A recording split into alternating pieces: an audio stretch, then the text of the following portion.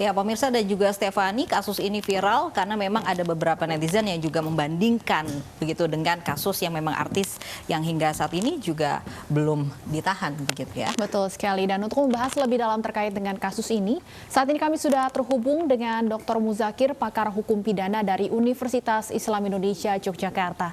Selamat siang, Pak Muzakir. Selamat siang. Baik, Pak Muzakir, keempat pelaku pelemparan ini merupakan ibu rumah tangga yang kemudian ditahan. Apakah penahanan keempat ibu rumah tangga ini sebenarnya sudah sesuai dengan prosedur hukum yang berlaku? Ya, sesungguhnya kalau kita mendengar historis daripada tindakan penyerangan itu, saya kira ini bukan penyerangan yang kriminal ya. Itu yang dikenal dengan namanya adalah ini menyampaikan aspirasi atau demo gitu ya. Karena apa? Karena di situ ada dua kepentingan, ya. Satu sisi pabrik rokok atau pabrik tembakau, yang satunya adalah masyarakat punya hidup yang layak.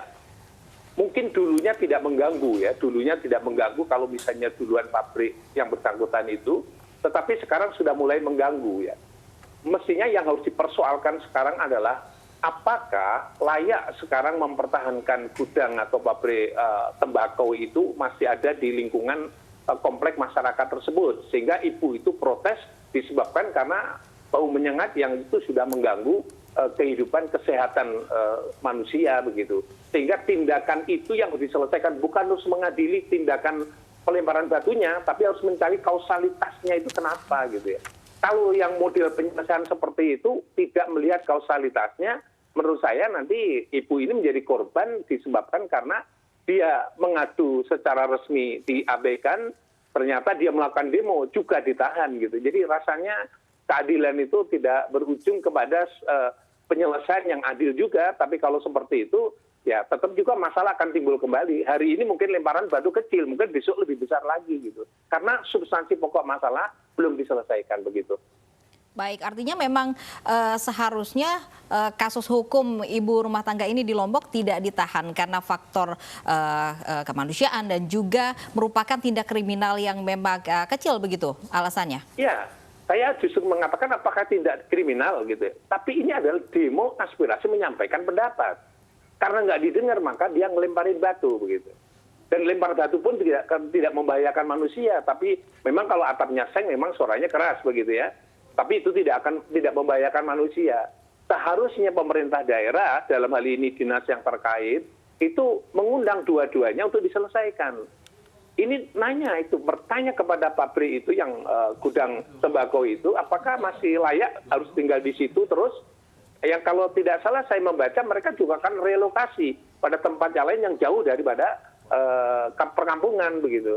Kalau itu terjadi berarti tindakan ibu itu bisa dibenarkan bahwa mereka terganggu itu harus diperhatikan gitu ya.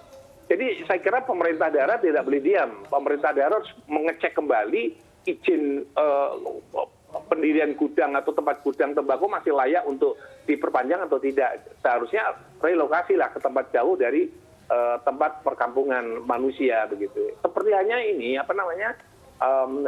kandang ayam juga sama. Dulunya dia terpencil begitu, tapi karena pengembangan penduduk sehingga dia sudah di tengah penduduk, akhirnya mereka harus relokasi kembali.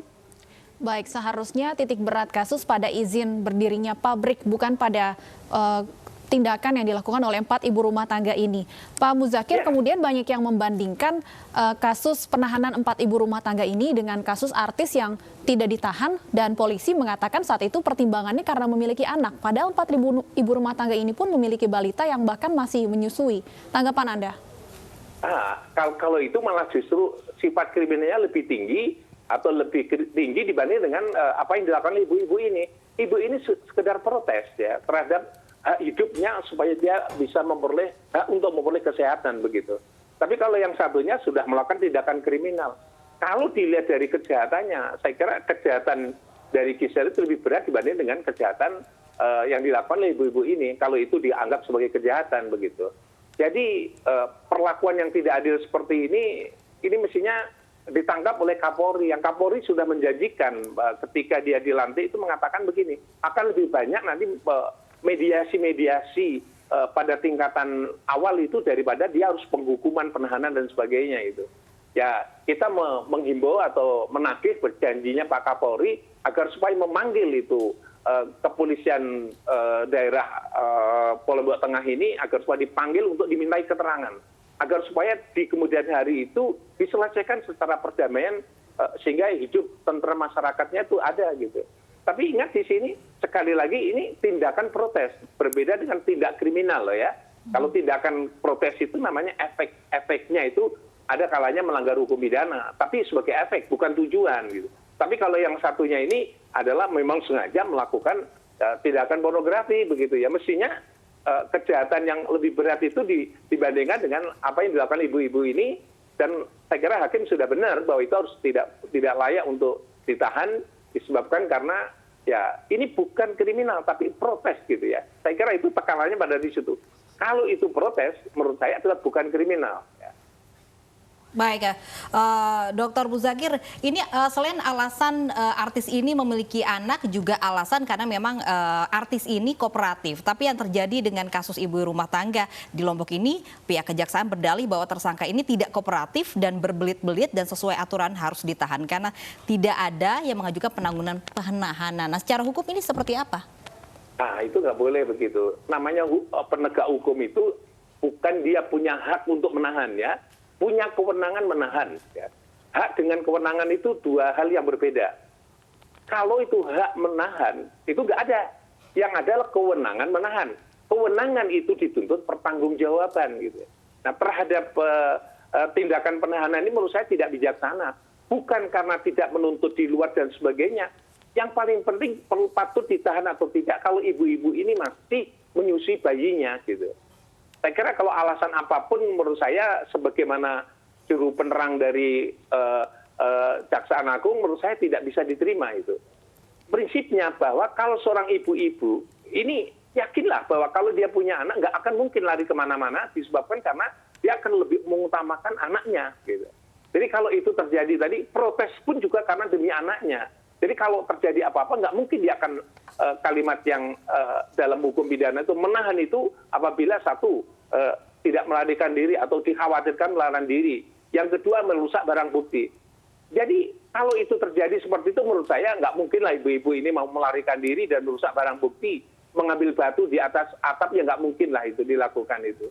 Jadi menurut saya penyidiknya atau jaksanya harus bijaksana lah melihat situasi dan kondisi seperti ini. Baik, Pak Muzakir, kalau yang menjadi misalnya pertanyaan dikatakan itu tidak kooperatif misalnya begitu. Kooperatifnya apa dalam satu konteks ini? Kooperatifnya satu adalah itu pabrik itu harus dipindahkan dari lokasi itu namanya kooperatif. Artinya apa? Itulah masalahnya gitu loh. Bukan melemparnya itu. Itulah masalah pokoknya.